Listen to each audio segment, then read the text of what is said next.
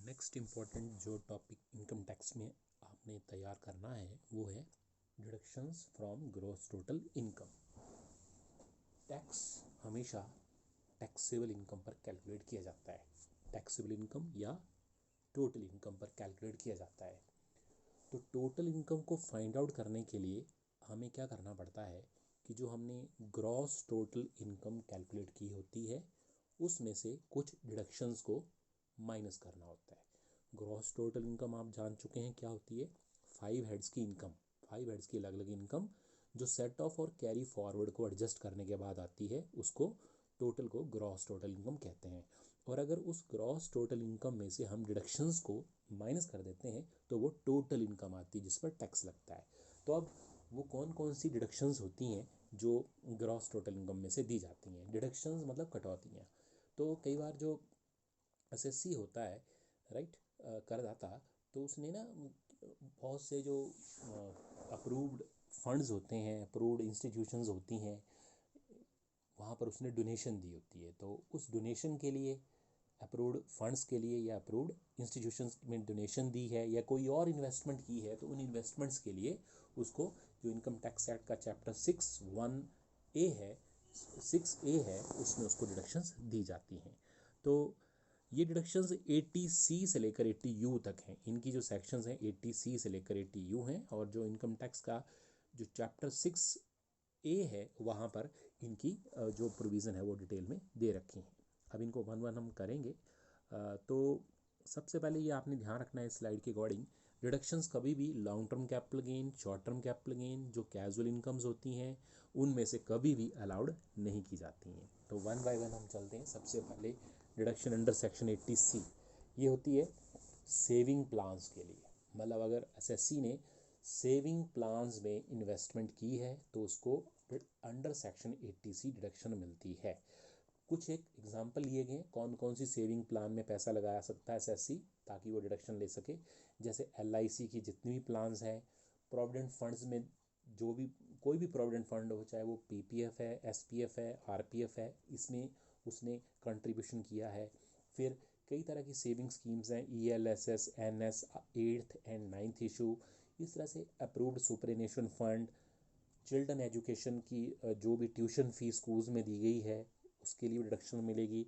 इस तरह से जो बैंक में फ़िक्स डिपॉजिट कराया है जो 5 ईयर या उससे ज़्यादा टाइम के लिए, इस तरह से जो नाबार्ड के बॉन्ड है अगर उसमें इन्वेस्टमेंट की है, सुकन्या समृद्धि अकाउंट ओपन किया गया उसमें इन्वेस्टमेंट की गई है, या हाउस बनाने के लिए जो लोन लिया गया है उसकी रिपेमेंट की गई है। तो ये कुछ एक चुनिंदा एग्जाम्पल हैं सेविंग के लिए। अगर हम यहाँ पर पैसा लगाते हैं, यहाँ पर इन्वेस्टमेंट करते हैं तो हमें 80C की डिडक्शन मिलती है। अब हर एक डिडक्शन का अमाउंट भी आपने जानना है कितनी डिडक्शन मिलती है, उसकी सेलिंग लिमिट क्या है। तो ध्यान रहे 1,50,000 मैक्सिमम डिडक्शन है। ध्यान रखना हम 1,50,000 से ज़्यादा डिडक्शन नहीं ले सकते हैं। 1,50,000 से कम हो सकती है लेकिन हमारा डिडक्शन का जो मैक्सिमम अमाउंट है 1,50,000 से ज़्यादा नहीं हो सकता है। Number 2 is deduction under section 80CCD contribution in contributory pension scheme. तो अंडर सेक्शन 80CCD1 अगर एम्प्लॉय ने कंट्रीब्यूशन दी है तो मैक्सिमम 1,50,000 तक हम डिडक्शन ले सकते हैं। Under section 80CCD sub section 1B additional, इस तरह से एडिशनल 50,000 की हमें डिडक्शन भी मिल सकती है, right. Under section 80CCD2 employer contribution, अगर एम्प्लॉयर ने कंट्रीब्यूशन दी है तो उसकी भी मैक्सिमम 1,50,000 की डिडक्शन मिल सकती है। अगली चलते हैं important deduction 80D health insurance. अगर हम अपनी हेल्थ को इंश्योर करते हैं, not only our health but all the family members, right, all our family members, उनकी भी अगर हम हेल्थ इंश्योरेंस करते हैं, कोई हेल्थ प्लान, इंश्योरेंस प्लान लेते हैं और उसके लिए अगर हमने पेमेंट दी है तो उसके लिए हमें 80D में डिडक्शन मिलेगी। डिडक्शन का अमाउंट आपने याद रखना है एक्चुअल अमाउंट, यानी एक्चुअल जो इन्वेस्टमेंट की है वो, या 25,000, दोनों में कम। और अगर सीनियर सिटीज़न हो तो 25,000 की जगह आपने 50,000 काउंट करना है। 80DD medical treatment of disabled dependent. कई बार क्या है कि जो एसएससी है वो उसके साथ ना कोई उसका सगा संबंधी है घर में, वो जो उस पर डिपेंडेंट है, राइट। डिपेंडेंट हो गया मतलब वो आदमी कुछ नहीं कर सकता है। हो सकता है कि एक्सीडेंट हो गया या ब्लाइंड हो गया, उसकी वजह से वो डिसेबल हो गया है, तो पूरी तरह से ना वो दूसरे आदमी पर निर्भर है। तो अगर एक एसएससी ने उस आदमी पर खर्चा किया है जो पूरी तरह से उस पर निर्भर है, तो उसके लिए भी उसको डिडक्शन मिलती है, और डिडक्शन का अमाउंट होता है फ्लैट 75,000। और अगर डिसेबिलिटी बहुत ज़्यादा हो तो ये फ्लैट 1,25,000 की डिडक्शन मिलती है। Next is ATDDB, medical treatment. अगर हमने कुछ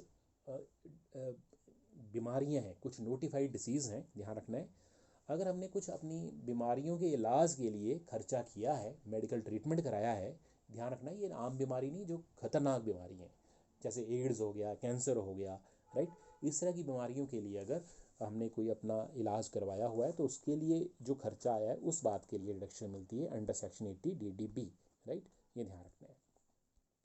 उसके बाद under section 80E, interest on loan taken for higher education. अगर हम हायर एजुकेशन के लिए लोन लेते हैं और उस पर जो इंटरेस्ट दिया जा रहा है उस बात के लिए डिडक्शन मिलती है, और फुल डिडक्शन मिलती है, ठीक है, जितना भी इंटरेस्ट हो उसकी हमें डिडक्शन मिलती है। 80EE, deduction in respect of interest on home loan. अगर हमने होम लोन लिया है ड्यूरिंग ईयर 16-17, लोन का अमाउंट 35 लाख से कम है, तो हमें ये अधिकतम 50,000 की डिडक्शन मिलती है। 80EEB, अगर हमने इलेक्ट्रिकल व्हीकल लिया है, इलेक्ट्रिकल व्हीकल के लिए अगर लोन लिया हुआ है तो उस लोन के इंटरेस्ट पर हमें डिडक्शन मिलती है, एक्चुअल इंटरेस्ट और 1,50,000 which ever is less. Next is 80G, donation.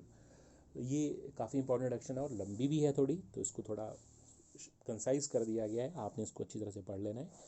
Donations 80G, दान। कई बार हम क्या करते हैं, हमारे पास एक्स्ट्रा इनकम होती है तो हम कुछ परोपकार करना चाहते हैं, कुछ मदद करना चाहते हैं, तो हम डोनेशन दे देते हैं, राइट, तो उस डोनेशन के लिए भी हमें डिडक्शन मिलती है।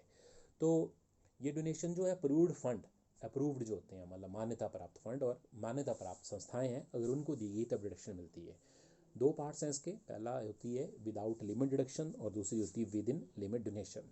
विदाउट लिमिट में क्या है, अगर हमने prime minister leave fund, Africa fund, CM relief fund, जिला साक्षरता समिति, national sports fund, national culture fund, national children fund, स्वच्छ भारत फंड में अगर हमने डिडक्शन दी है तो हमें 100% डिडक्शन मिलती है।